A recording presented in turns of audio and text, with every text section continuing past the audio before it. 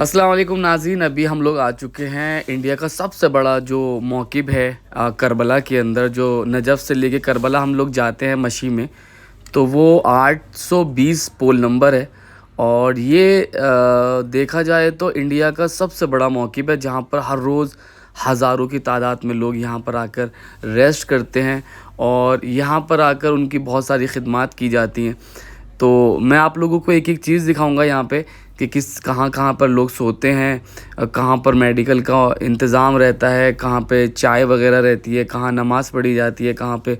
क्योंकि मैं अलग से रिकॉर्डिंग कर रहा हूँ क्योंकि माइक की आवाज़ साफ़ नहीं आई थी, तो बस मेरी आप आवाज़ पे थोड़ा गौर कीजिएगा, बस वही काफ़ी है। चलो, तो और हमारे साथ नक़ी भाई थे जो कि हमें पोल नंबर 820 में मिले थे मौक़िब में। तो इनसे ही हमने सब कुछ पूछा है, इन्होंने हमें पूरा गाइड किया है एक-एक चीज़, और हमें वो हर चीज़ दिखाई है जो कि मैं आप लोगों तक पहुंचा सकता हूं। तो चलो बिस्मिल्लाह करते हैं, फिर हम शुरुआत करते हैं सबसे पहले जहां पे सब लोग रुकते हैं। तो ये है 820 मौक़िब, जो कि आप लोग देख ही सकते हैं। यहाँ पे पूरा बोर्ड भी लगा हुआ है और दूर से नज़र आ जाता है कि 820 नंबर है। और यहाँ पर कुछ ज़ायर आ रहे हैं, कुछ ज़ायर जा रहे हैं। जो लोग यहाँ पर रेस्ट कर चुके हैं 1 दिन 2 दिन, तो वो चले जाते हैं, और जो नए लोग आते हैं उनको जगह मिल जाती है। तो अस्सलाम वालेकुम नाज़रीन, अभी हम लोग इंडिया का जो सबसे बड़ा मौक़िब है 820 नंबर, हम उस पर पहुँचे हैं और यहाँ का हम थोड़ा वीडियो वगैरह बना रहे हैं। तो हम लोग कोशिश ये है कि हम यहाँ का जो मौक़िब है, यहाँ पे क्या क्या होता है और क्या क्या फैसिलिटीज़ वगैरह आप लोगों तक प्रोवाइड कराई जाती है, वो आपको दिखाएँ। तो सबसे पहले हम बिस्मिल्लाह करेंगे डॉक्टर साहब के चैम्बर से, और हमारे नक़ी भाई हैं, इनसे हम बात। अस्सलाम वालेकुम। तो ये डॉक्टर जो भी ज़ायरीन आते हैं घर करके और पैर में छाला होता है, सब क्या होता है, सारी फैसिलिटी। आइए आगा।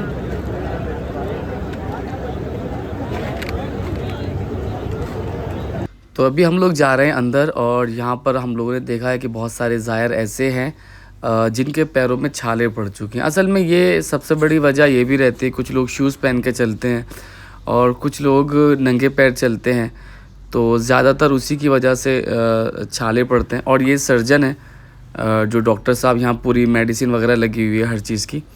और ये हमारे सर्जन साहब हैं जो यहाँ पे काम कर रहे हैं, सरवर हुसैन साहब, जो कि बॉम्बे से बिलोंग करते हैं। जो हम लोगों ने माइक से ऑडियो रिकॉर्ड किया था उसमें नहीं आ पाया था, तो हम लोगों ने इनसे पूछा कि यहाँ पर लगभग कितने लोग आ जाते हैं। तो यहाँ पे 2 शिफ्टों में काम होता है, लेकिन कंटिन्यू रहता है। मतलब यहाँ पे ऐसा नहीं है कि सिर्फ कोई टाइम लिमिट है कि यहाँ पर आइए और ख़ाली काम कराइए, तो ऐसा कुछ भी नहीं है। जो सर्जन हैं हमारे, इन्होंने एक-एक चीज़ को बहुत क्लियरली बताया, तो इनसे हमारे बात करके बहुत अच्छा लगा।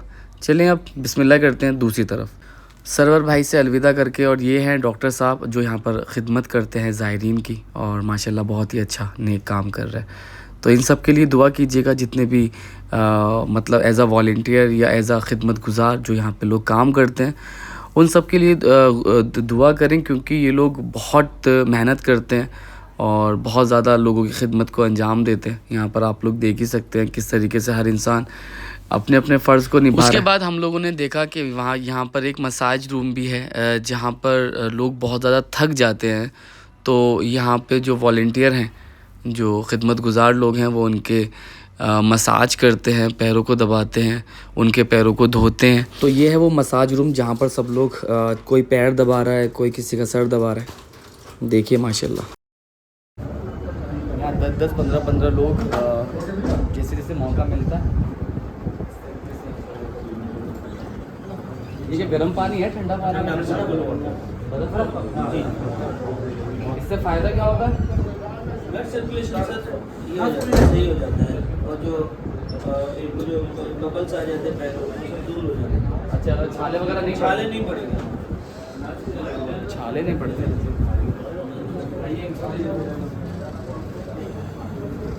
वहाँ पे मसाज वो लगाया हुआ है, रिलैक्स का मसाज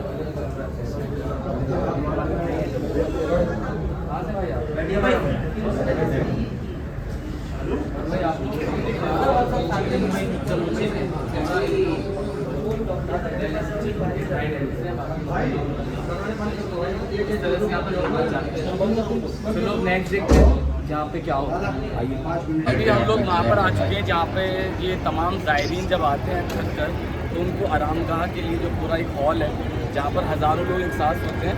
और यहाँ पर भी बना दिया इन लोगों ने, क्योंकि तादाद ज़्यादा आती है, जगह नहीं मिल पाती होगी। तो यहाँ पर भी इतने बड़े बड़े पूरा हॉल टाइप का है, इतने बड़े बड़े कूलर लगे हुए हैं हवा के लिए, ताकि किसी ज़ायरीन को तकलीफ़ ना हो थके, क्योंकि इंसान जब थक के आता है तो हॉल में चलते हैं। अब हम जहाँ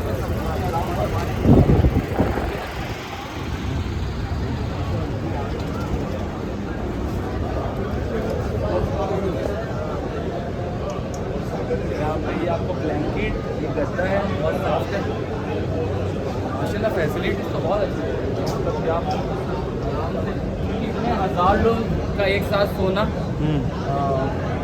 बहुत बड़ी बात है। अभी कुछ लोग मजलिस में गए हुए हैं, यहाँ बीच में मजलिस चल रही है, खाना चल रहा है, चाय चल रही है। तो जो सोने वाले लोग हैं कुछ जा चुके हैं, कुछ करबला की तरफ जा चुके हैं, कुछ रुके हुए हैं। तो ये पूरा जो हॉल है ना पूरा फुल रहता है, पैर रखने की जगह नहीं रहती। सेम ऊपर भी है, सेम ऐसा ऊपर भी है। नबी भाई चलिए क्या क्या है इसमें। सेम जैसे नीचे है ऐसे ही ऊपर है पूरे। यहाँ पर भी हज़ारों लोग आराम से सो जाते हैं आराम से। और ये बहुत बड़ा है, मतलब ये इंडिया का अगर कहा जाए तो सबसे बड़ा मौक़िफ़ है जहाँ पर काफ़ी लोग अक्सरियत में यहाँ पर आकर रेस्ट कर सकते हैं। तो ये फर्स्ट फ्लोर था, ये ग्राउंड फ्लोर है। बाहर हम भी मशी करके आए हुए हैं, थके हुए हैं बहुत ज़्यादा। और अभी हम आपको वो एरिया दिखाएंगे जहाँ पे ज़ायरीन चाय वगैरह पीते हैं। मतलब यहाँ पे जो चाय है वो 24 आवर्स चलती है, क्योंकि ज़ायर का कोई टाइम नहीं होता कि वो किस टाइम पे मौक़िफ़ पर आएगा। तो जिस इंसान जिस भी टाइम पहुँचता है तो उसको वहाँ पे खाना और जो भी उसके लिए भूखा है या प्यासा है या उसको चाय की ज़रूरत है, तो यहाँ पर उसका हर चीज़ का इंतज़ाम रहता है। जिस तरीके तुम देखो इतने बड़े बड़े टैंकर हैं ये, इसके अंदर ठंडा ठंडा पानी रखा हुआ है और क्या नाम है यहीं पे ही चाय सब लोग ले रहे हैं। तो ये कंटिन्यू चलता है यहाँ पे, मतलब किसी भी टाइम आप आ सकते हैं। और यहाँ पे एक बारी में मतलब हज़ारों लोगों की चाय एक साथ बन जाती है। तो ये चीज़ बहुत अच्छी है, क्योंकि इंसान को यहाँ पर आकर इंडियन चाय चाहिए ही चाहिए, वो चाय के बिना तो रहेगा नहीं। तो हर इंसान अपनी, क्योंकि यहाँ पे इराक़ी चाय मिलती है, ईरानी चाय मिलती है, अपने इंडियन चाय मिलना थोड़ी सी मुश्किल होती है। तो अपने इंडियन मौक़िफ़ में क्या होता है कि यहाँ पर आपको इंडियन चाय मिल जाती है, जिससे इंसान को थोड़ी सहूलियत मिल जाती है। अब आपको हम उस एरिया में लेकर जा रहे हैं जो बहुत बड़ा हॉल है, और यहाँ पर सब लोग खाना खाते हैं, यहीं पर नमाज़ होती है और यहीं पर ही मजालिस होती है। तो जैसे ज़ोहर और असर, ज़ोहर असर की नमाज़ के बाद मजलिस होगी, फिर खाना होगा, मगरिब इशा ऐसे मजलिस, उसके बाद खाना। तो खाना यहाँ चलता रहता है, लेकिन बीच बीच में जब इबादत का वक्त होता है जैसे नमाज का या मजलिस का, उस टाइम पर थोड़ी देर रोक दिया जाता है। लेकिन कंटिन्यू यहाँ कोई लाइन का सिस्टम नहीं है, यहाँ पर कोई ऐसा नहीं है। आइए दस्तरखान पर बैठिए, खाना खाइए और रेस्ट करिए, सुकून के साथ आपको सारी फैसिलिटीज़ यहाँ पर प्रोवाइड की जाती है। और ये बहुत बड़ी बात है, मतलब कि यार इतने हज़ारों लोगों का रहना सहना बहुत बहुत बड़ी बात है। यहीं पर ही वज़ू खाना है, वॉशरूम वगैरह भी है। क्योंकि अक्सरियत ज़्यादा आती है तो उनके लिए इतनी ही बड़ी जगह के इंतज़ाम भी किया जाता है। यहाँ पे हमारे एक मोहब्बत करने वाले हमारे एक भाई मिले, उनसे हमारी सलाम दुआ हुई और उनसे खैरियत ली हम लोगों ने। उन्होंने बहुत अच्छे से बात की। फिर हम लोग आपको वही दिखाने के लिए कि यहाँ पर कितने मतलब लोग आते हैं जो वज़ू वगैरह करते हैं, और वॉशरूम वगैरह, मतलब नहाने के लिए भी यहाँ पर सब कुछ है, मतलब सारी चीज़ें हैं यहाँ पर, बाथरूम, वॉशरूम और वज़ू खाना वगैरह सब है। तो जाहिर सी बात है कि इतने सारे लोग आते हैं तो उनके लिए सारे इंतज़ामात होने बहुत ज़रूरी हैं। मुझे लगा था कि ये सामने का ही एरिया है, बट नकी भाई ने बोला कि अभी आप अंदर आइए, यहाँ से देखेंगे तो आपको और पता चलेगा। तो अंदर जाके मैंने देखा तो माशाल्लाह भाई बहुत बड़ा है और बहुत अच्छा इंतज़ाम है, किसी को भी कोई तकलीफ़ नहीं। आप आइए, वज़ू करिए, नहाइए, धोइए, कुछ भी आराम से टेंशन फ्री आप आओ और आपको सारी चीज़ों में सहूलियत। फिर हम लोग निकल चुके किचन की तरफ, क्योंकि हमें किचन देखना था कि यहाँ पर किस तरह से खाना बनता है। और ये जो सामने हमारे जो ये टैंकर खड़ा हुआ है ना, ये DCM, ये गाड़ी के अंदर पूरी छाछ वगैरह है, क्योंकि यहाँ पर हर खाने के बाद छाछ वगैरह, दही वगैरह उसके साथ दी जाती है। तो ये उतार रहे हैं भैया जल्दी जल्दी, तो हमने कहा क्यों ना हम इसको भी आप लोगों तक दिखाएं।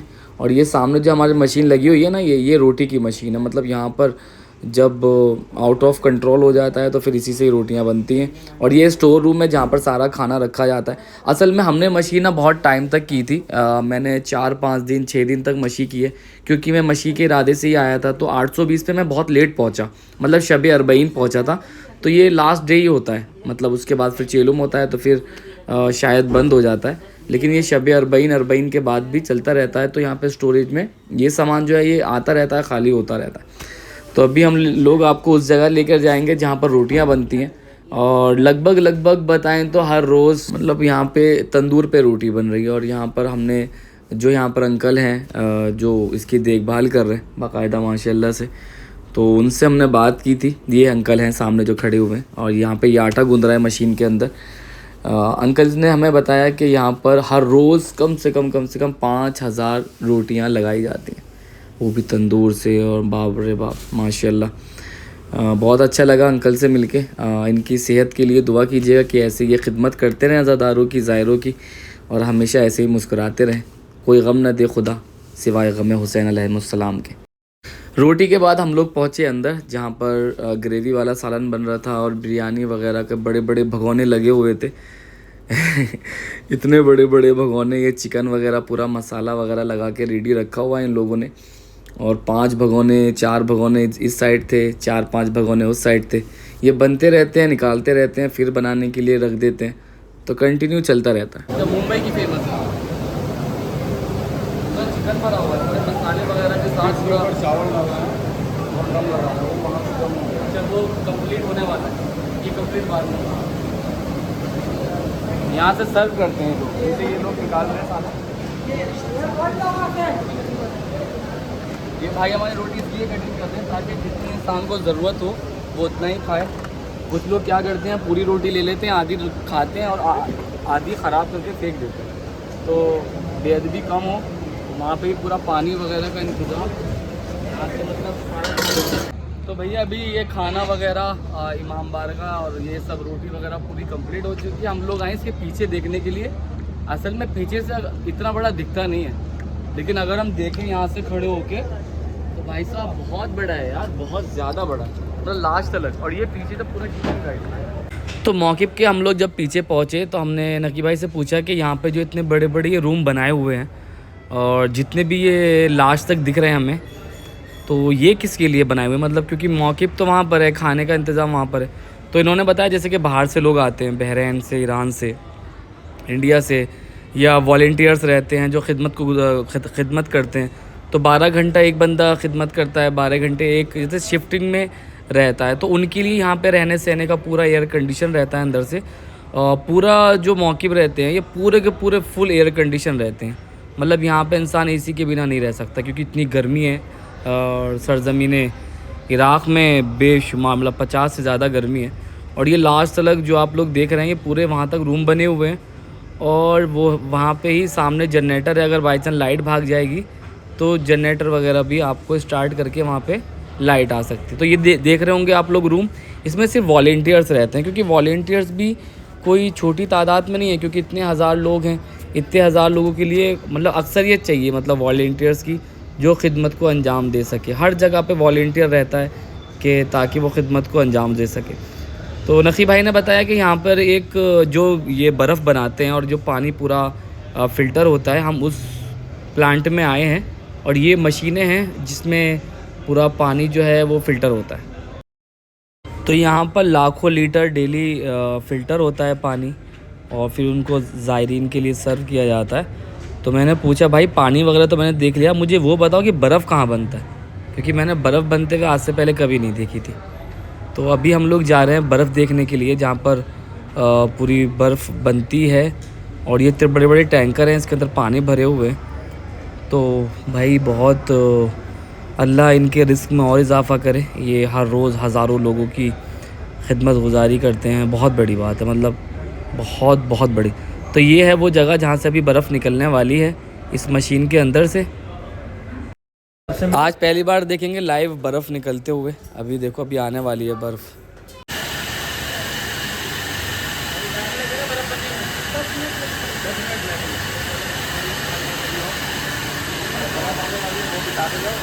वाली है, बर्फ आने वाली, बर्फ आने वाली। रुको रुको रुको।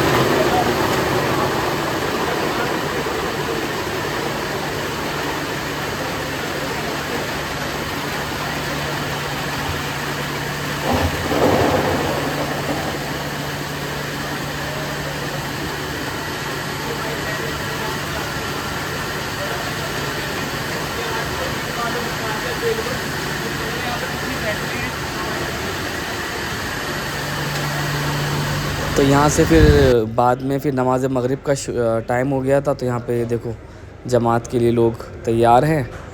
और फ़ौरन जमात के बाद ही मुनाजात हुई, ज़ियारत आशूरा हुई, जहाँ शाह काज़मी ने पढ़ाई, उनके बेटे ने दुआएं पढ़ाई।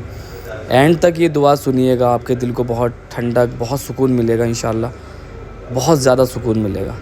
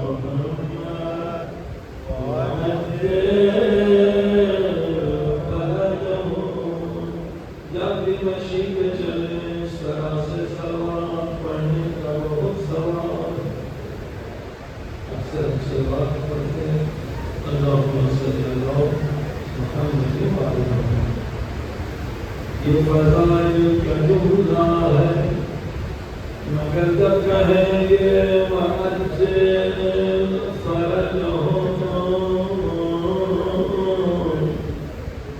ये मसाइल का जुमला या एक समाज में छोटी सी मजलिस पर, क्योंकि अरबी का जुमला इसकी तफसील की जरूरत ऐसे मुअज्जिल फरज हो मसाइल मुअज्जिल फरज की क्या मानी है, यानी है बारिश से खूने हुस्न महदी मौला जल्दी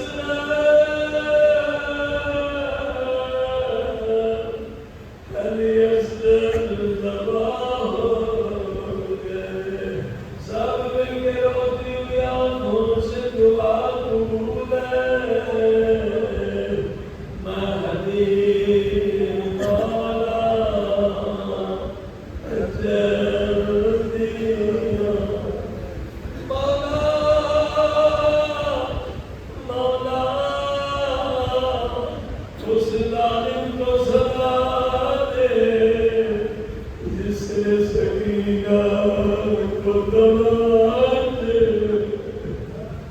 है तमाचे हमारे सबके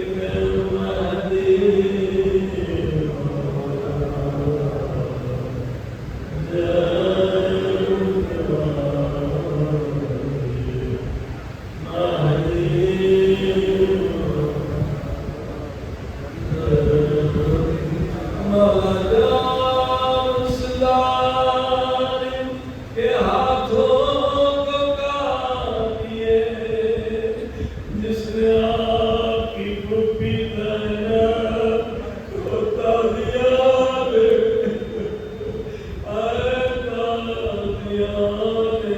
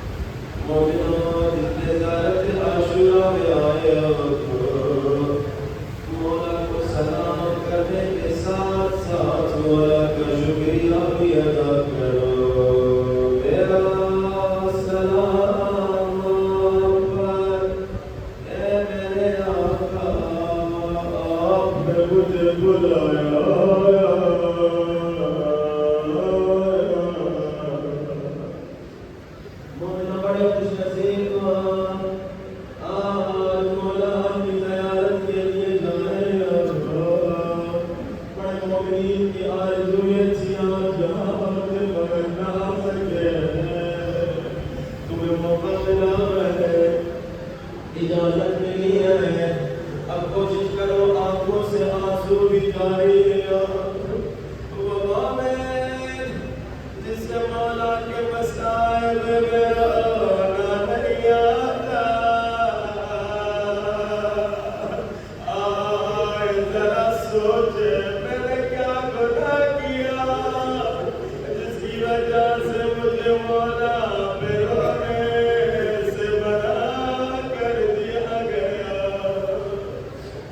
ये आंसू, ये गिरिया नेमत है, ये आंसू अल्लाह का तोहफा है, गुनहगार को नहीं मिलता, जिसके दिल में दुनिया की मोहब्बत है उसे नहीं मिलता। अगर तुम्हें रोना नहीं आता सोचो कहाँ खता हुई है, कहाँ गलती हुई है। अब जरा मोमिन की निशानी भी सुनो।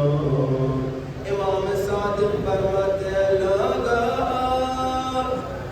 मोमिन की निशानी है कि इमाम हुसैन पे रोने के लिए उसे मसाइब सुनने की जरूरत नहीं है।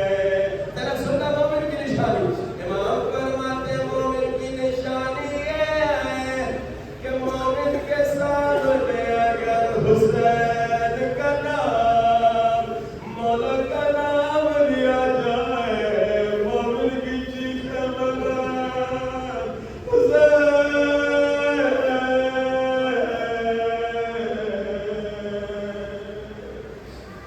ये मोमिन की निशानी है। इमाम फरमाते हैं मोमिन के सामने मसाइल पढ़ने की जरूरत नहीं है। मोमिन के सामने बस 3 मर्तबा कहा जाए सल्लल्लाहु अलैहि या अबू अब्दुल्लाह, मोमिन की आंखों आंसू आ जाते हैं। मोमिनों कोशिश करो आंखों से जरूर आंसू निकले। अस्सलामु अलैका या अबा अब्दुल्लाह अब्दुल्लाह आज तो अस्सलाम अलैका या अबा अब्दुल्लाह कह रहे हो। न गर्मी का एहसास है, न सर्दी का एहसास है, न कोई तुम्हें तमाचा मार रहा है। मगर जब सकीना बाबा के सर की तरफ देख के कहती थी बाबा मेरा सलाम, कोई जालिम तमाचा मारता था, कोई जालिम बालों से खींच जाता, कोई जालिम तालियां मारता था। अस्सलाम अलैका या अबा अब्दुल्लाह, अस्सलाम अलैका या इब्न रसूलिल्लाह, अस्सलाम अलैका या इब्न अमीरिल मुमिनीन व इब्न सय्यिदिल मर्सियीन, अस्सलाम अलैका या इब्न फातिमा सय्यदत निसाइल आलमीन, अस्सलाम अलैका या क़ारतल्लाह वल-ग़फ़ार वल-मिस्रल मवजूद,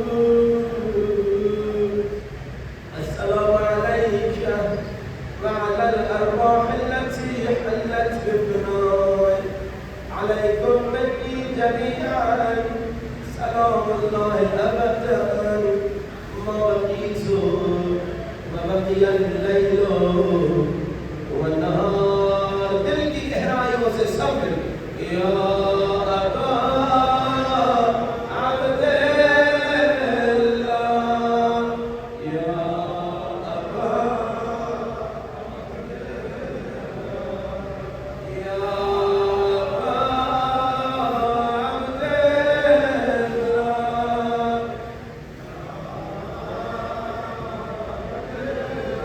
इतने सारे मोमिन मगर ज़ाहिरन सब की आवाज़ नहीं आ रही। दिल की गहराइयों से बुलंद आवाज़ से अपने मौला को बुलाओ या अबा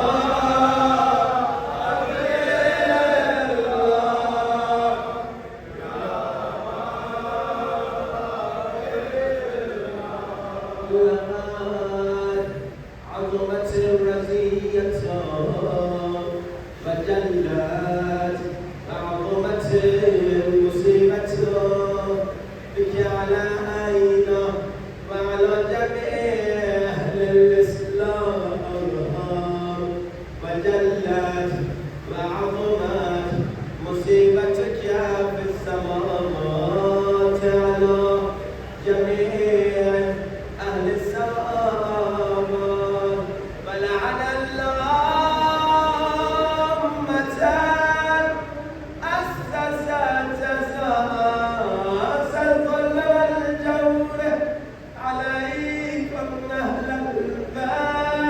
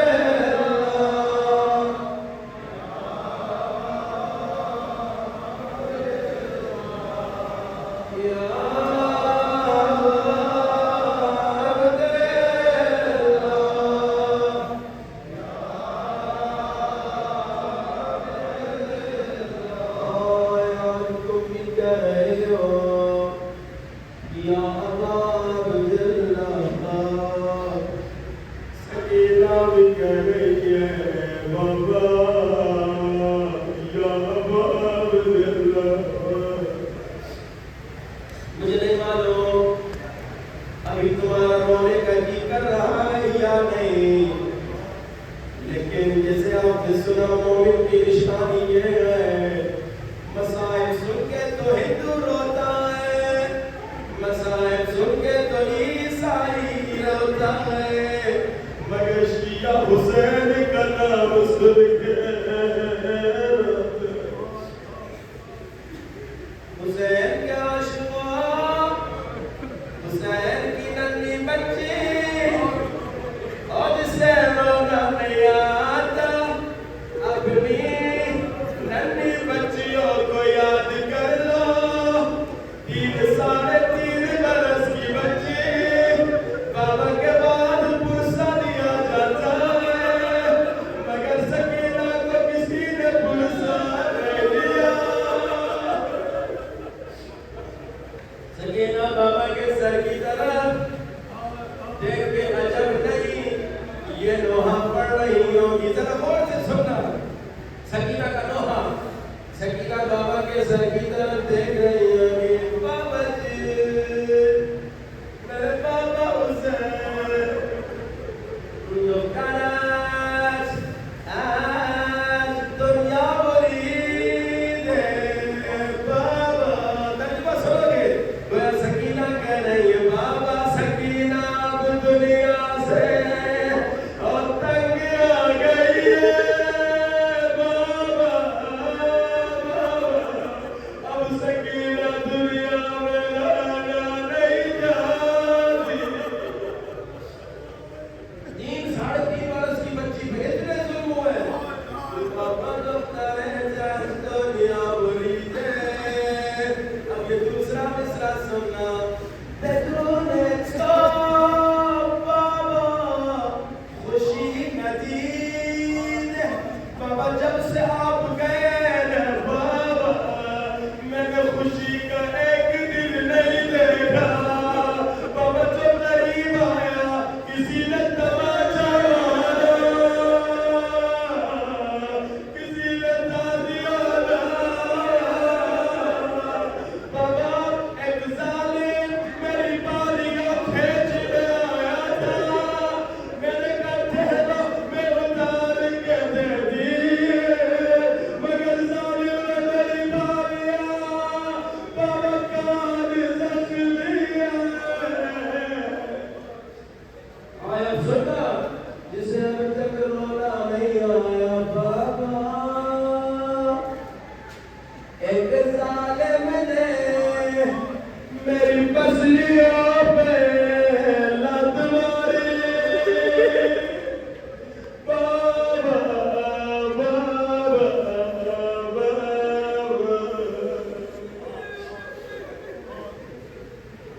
अल्लाह इब्तदा अपने इमाम ज़माना के दुआएं ज़ुहूर से की। अब आइए फिर दोबारा इमाम ज़माना के ज़ुहूर की दुआ करें।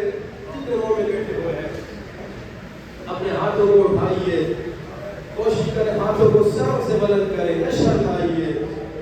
दुआ का अदब यह है, इमाम ज़माना को बुलाना दिल की गहराइयों से।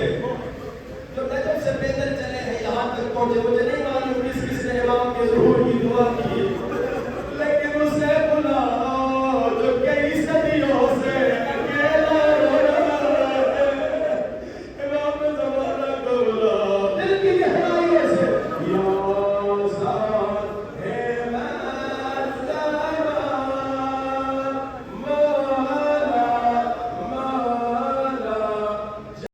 आई होप कि आप लोगों को वीडियो अच्छा लगा होगा, तो लाइक कमेंट शेयर ज़रूर कीजिएगा और सब्सक्राइब ज़रूर करें, बेल आइकॉन प्रेस ज़रूर करें, जिससे मुझे मोटिवेशन मिले और मैं और वीडियोस आप लोगों तक पहुंचाऊं।